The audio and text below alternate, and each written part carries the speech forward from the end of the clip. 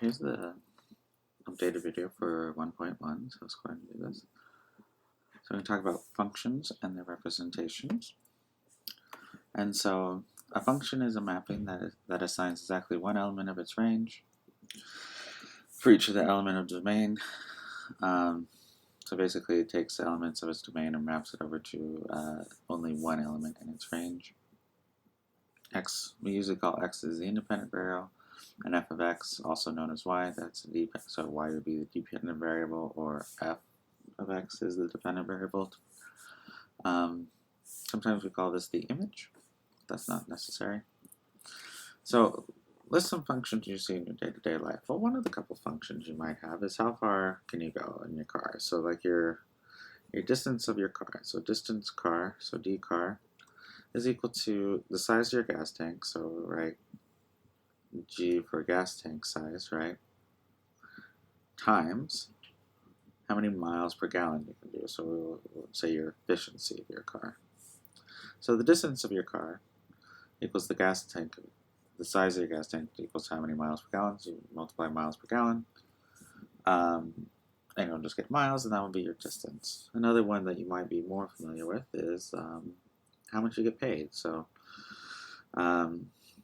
we'll have P for a paycheck. So actually, let's just write this one out. So we'll have our paycheck is equal to our hourly wage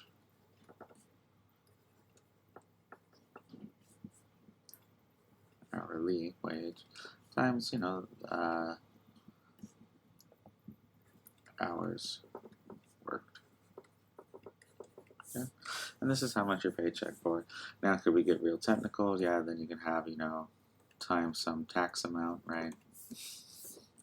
And then from there, there's a whole thing. In fact, this formula of how much you actually get paid is actually a much huger formula. But at the end of the day, it assigns the number of hours you work, even though it may be complicated because you may have taxes and then you may have to pay, Medicare, Medicaid, or all this other stuff, right? And even though it's a very complicated formula, it is a formula where it takes hours work and it pumps out your paycheck. And so, and stuff like that. There are some functions that we know are functions, but we don't know exactly what the mechanics are, right? So we could say the temperature outside.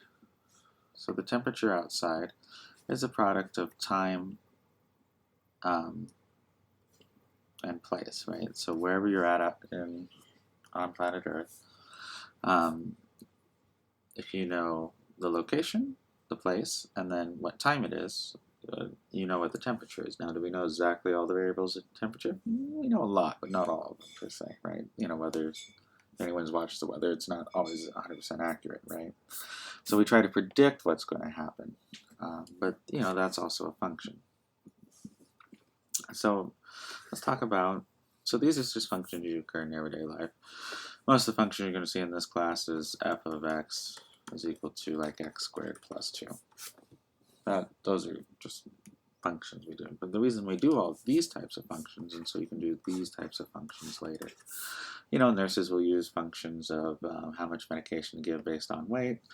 The doctors who make the medication, do like given how much medication is in the system, how much disseminates, how much is there, what's the toxicity level, and so they use these functions in order to derive a lot of math and all this, derive a lot of product creation and all this other stuff. And so we use functions. Everyone uses functions.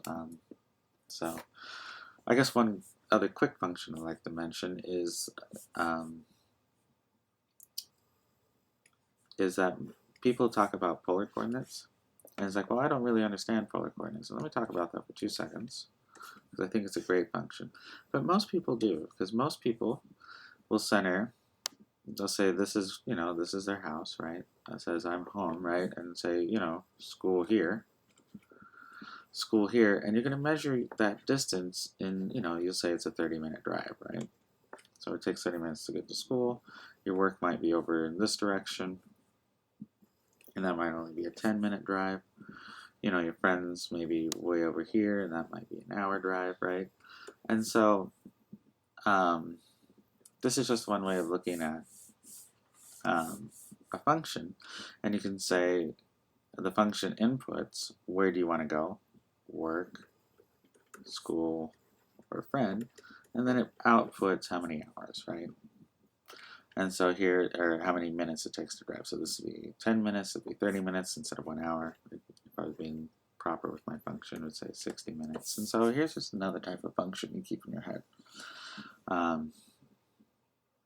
So the normal function is you have this little x and you draw this what they call machine diagram.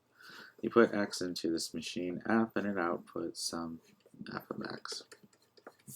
The other one is this arrow diagram. So here you have your domain, here you have your range, and I have elements and I send them to the range, okay, through f, right? So here I take x and I move it to f of x. Just to be clear, the image here, just so you know, the image is everything your function can hit, right? And so the range is the space in which you send items to, but the image is actually the items you can actually achieve using the function. We won't need that too much right now, so I won't get into it, but if we do later, I will. So let's start with a really boring function. Let's start with this.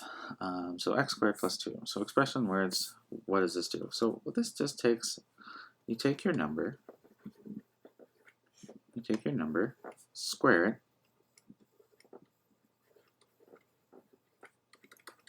or multiply it by itself, then add 2. So if you have to tell someone a function, and then if you have to tell somebody a function, but you didn't have a visual means to say it, this is what you would say. You take a number and square it and add 2. I mean, you could say x squared plus 2, but this is easier. This is more akin to where our brain would actually process it. So here let's just evaluate some numbers for it. So we'll have b of f of minus 3. So when you plug in something, when you input it in, everywhere you see the x, put it in parentheses. And the reason is, I'll show you right here. So here I get 9 plus 2, so this is 11. This is not equal to this. These are not equal. This gives you minus 9. This will give you 9. And the reason is order of operations. The squaring function or exponents that operate before the negative negation or the minus function. Okay? So always put it in parentheses when you input stuff in, just so you don't make errors. So f of 0, let's do that real quick. So f of 0 will be 0 squared plus 2, which is just, of course, 2. And then f of the square root of 7 is equal to the square root of 7 squared plus 2, and that of course is 7 plus 2, so that is 9. Say to domain and range, so let's do that. So C, the domain of this function is all real numbers, right? Because you're allowed to put any x into it, right? The domain is what's allowed into it, and we'll actually work more on that in this next page. And the range is what can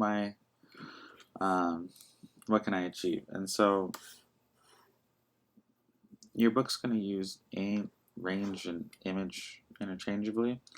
So the range and image, depending on which book you're using, this may mean something else. I believe your book uses what I would call, I think your book uses the word codomain to represent everything that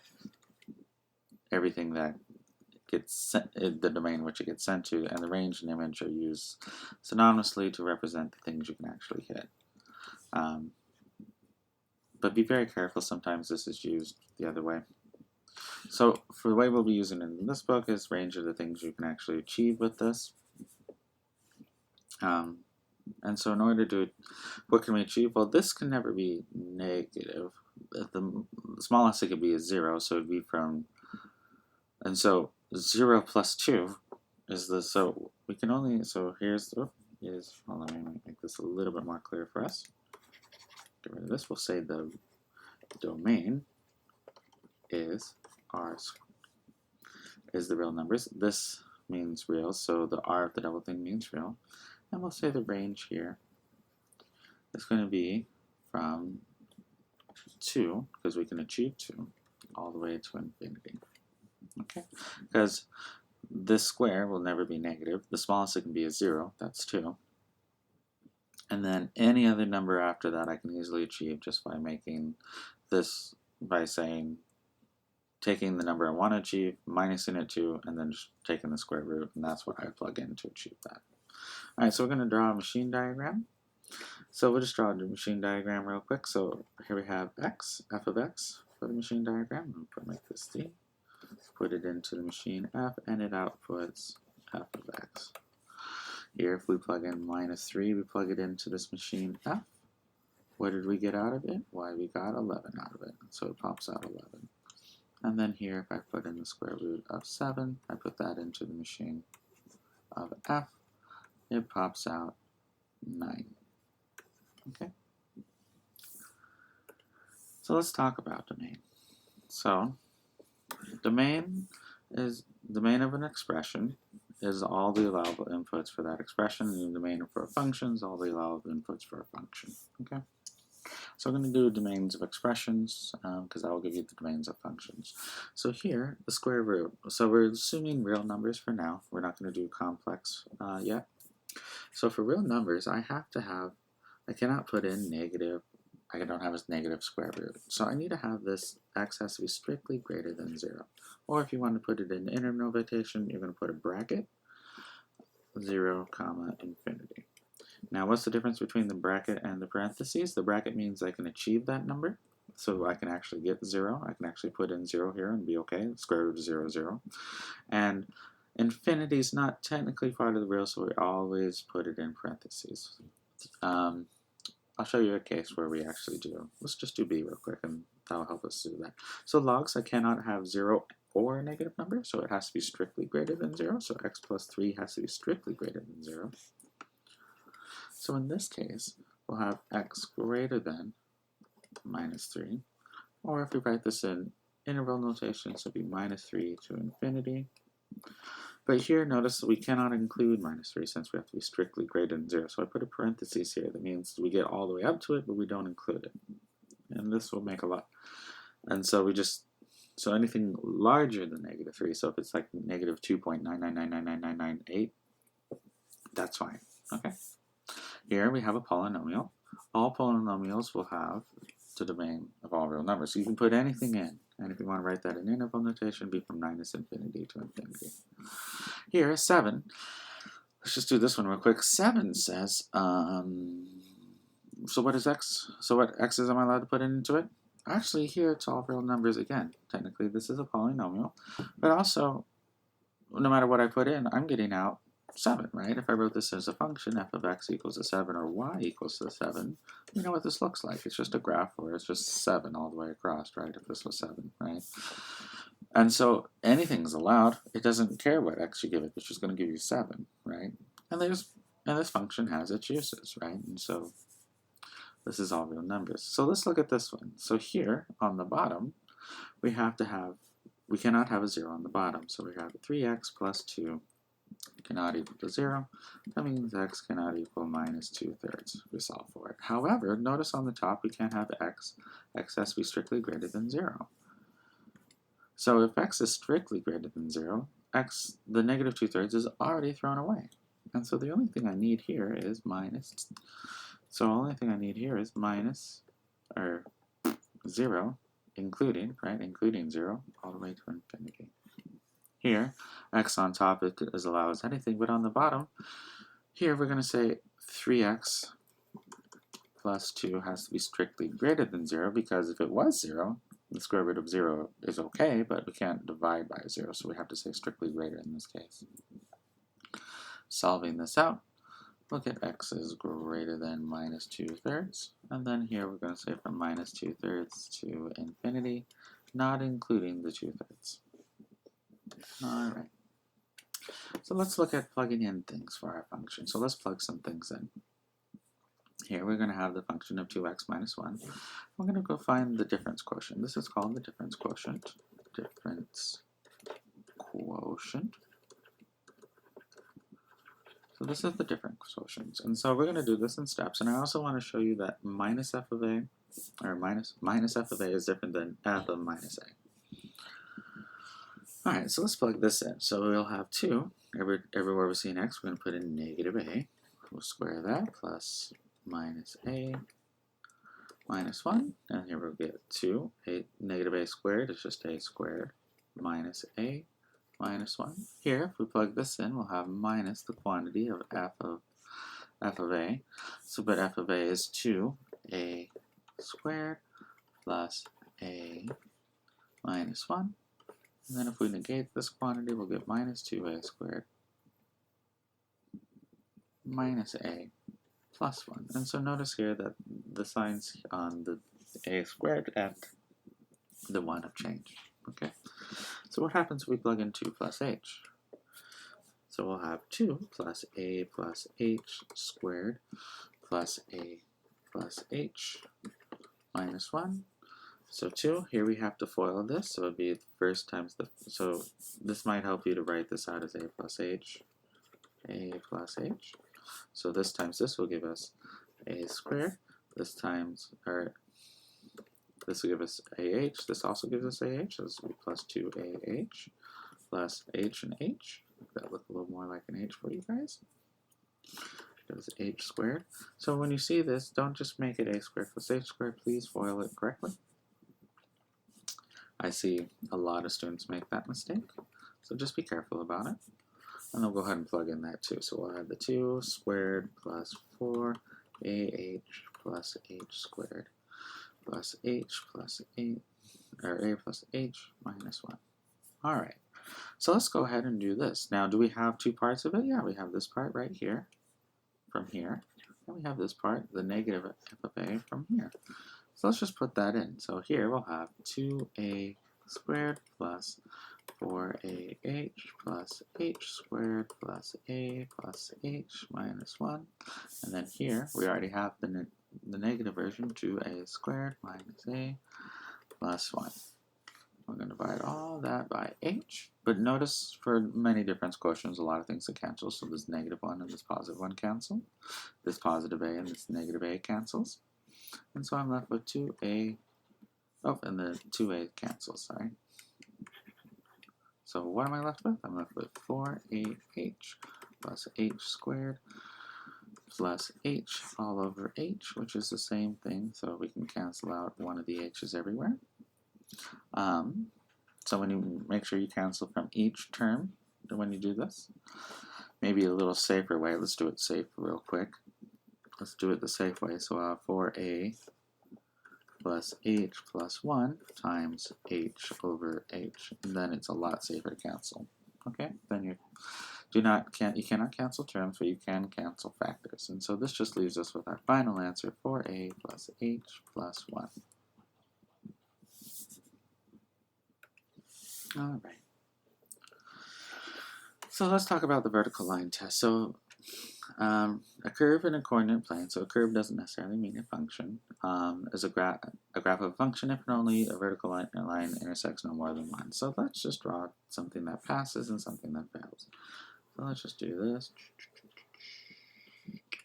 So here's a function. Get rid of this part. And then we'll draw something that looks kind of like this. Alright, I'll go ahead and swap the red real quick. So just so we have a different color. So here, if I draw these little vertical lines, notice I'm only intersecting once, right? And here I only intersect once. And so this, no matter which vertical line I do, I only intersect once. Oops. And so this passes. Now, let's look at this. Here, I intersect once, I intersect twice, I intersect 3 times. So this fails. And it only has to fail at one location. So it only needs to fail, if one vertical line fails, the whole thing is not a function, okay? And so you only have to draw one which makes it fail. So let's draw a couple things that are equations. Not all equations are functions. So this is an equation of a circle. And so here I've shifted it to the right by 1, and And notice here my radius is the square root of 3. So the square root of 3 squared, because you know x plus h, or x minus h, x, y minus k. So x minus, so I'm going to write this real quick. Hi. X minus h squared plus y minus k squared equals r squared is your equation for a circle. And so here we move it over h. So our center is at hk and our radius is r. So this is the square root of 3. So it's a little bit more than 1. We'll just go ahead and draw that in. And we'll just draw a circle real quick. And so that's a rough estimate of it. And I do mean rough. But notice here this is not a function, because here it fails twice. So this indeed fails the vertical line test. Alright, so let's look at this. Well, how would I graph this? Well, do you guys know how to graph this? No. Is there a couple tricks I could teach you? Sure, but you know, for now, use your tool. So we're going to be using Wolfram Alpha, and we're going to go ahead and just type this in. And so I'm going to type this in real quick. So here I have x equal to y cubed minus 3y squared.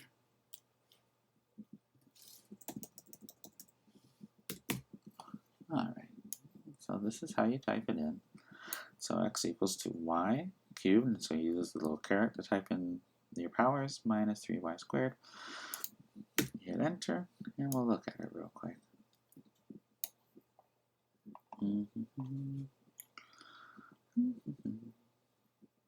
Oh, so notice what it's done here is it swapped our x's and y's, right?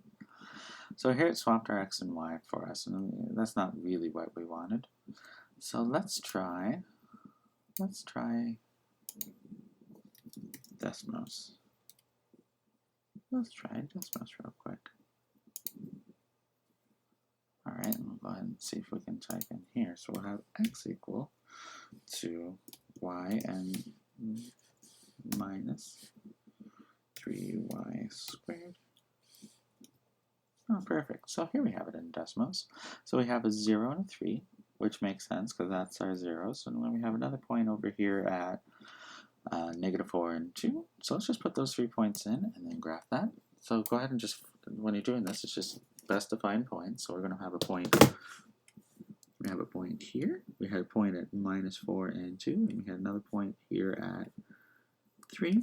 And so our graph kind of came in, came out, came in, and left. And so here's a rough estimate of that graph. Let's just test it real quick. And notice here that this does not pass the vertical line test. So just be very careful. Not all equations are functions. So this fails.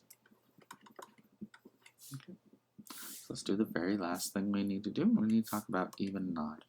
So even and odd. So here, if I plug in f of minus x and get back my original function, we say that's even. If I plug in f of minus x and I get back the negation of my function, we call that odd. Most functions are neither even or odd. We think about even or odd for specific reasons, but we mostly say, oh, it's even or odd because we're just used to dealing with integers and discrete quantities in life. But in functions, it's most cases they're not. Kind of like most numbers are not, right? Like 2.874, is that even or odd? It's neither really, right? So let's just kind of crunch through this. So so we plug in f of minus x. Let me say that's equal minus x plus 3. Alright, so notice my thing's getting a little bit crunchy, so I know how to fix that. I just go ahead and just file, export, save a couple of these real quick. Just save a couple of these. If I replace, I'll save this. And replace, and then we'll get rid of it, and then my computer will be less crunchy for the last little bit of the note. Sorry about this short delay.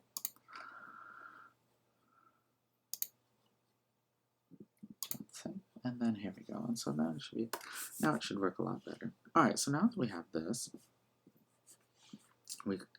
this is equal to minus x plus 3. See how much better that writes? And so is this the opposite of this? No. Is it the same as this? No. So this is really neither. Okay, so most functions here are neither.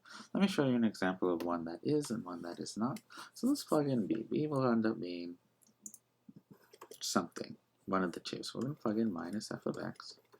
So here I have 4 minus x cubed plus 2 times a minus x. So when I crunch through on this, negative x cubed is minus x cubed, because it would be negative x times negative x, which is positive x squared, times negative x would be minus x cubed. So here would be minus 4 x cubed, and then we'll have minus 2x. Notice this is the complete negation of this function. Everywhere it's positive, it's negative. Everywhere it's negative, positive. In this case, it's just negative and negative. And so this is equal to minus f of x. And so in this case, this is odd. And now let's do this one real quick. So we'll plug in f of minus x here, and we'll get 3 minus x squared plus 4. Well, negative x squared is just 3x squared plus 4. And notice this is the exact same as this, so this is equal to f of x. And so this is even. And so let's just look at something real quick. So we have an odd example, we have an even example, and we have neither example.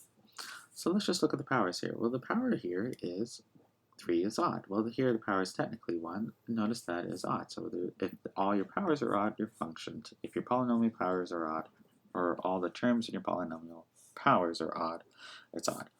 Here, notice we have things. This is even, and technically this is x to the 0 power. X to the 0 power, of course, is 1, so it's just plain old 4. So we have 2 and 0. These are even numbers. And here we have 1 and x to the 0. So this is an even number, this is an odd number, so this is neither. Okay, we'll show this again here. So we have odd, even, and neither. So let's just look at the powers real quick. So we here have an even power, here we have an odd power, and here we have an even power. So this one should probably be neither. So let's test it. So we have f of minus x is equal to 2 of minus x squared plus 3 of minus x plus 4. So if I crunch through on that, I'll get 2x squared minus 3x plus 4. That would look a little bit more like a 4. And so notice here that this is, well, this one's the same, this one's the same, this one switches. And so this one is neither, right? It's not exactly the negation. Notice this is perfectly negated. So if it was positive, it's negative for both of these. And notice here that this one also works. So here, let's look at this. Can we guess what this one is? Yeah, so here I have x is 0 power, so it's probably even. Well, if I plug in f of negative x to a 7, it's still just going to give me 7, which is just the same old function back. So this one works out. And here, let's look at a special case scenario. Here we have f of x, or let's plug in f of minus x. Well, this isn't a polynomial, but if I take the absolute value of a negative number, or a negative of that number, technically what I'm really doing here is this. And so this equals x, right? Technically that's what's going on here.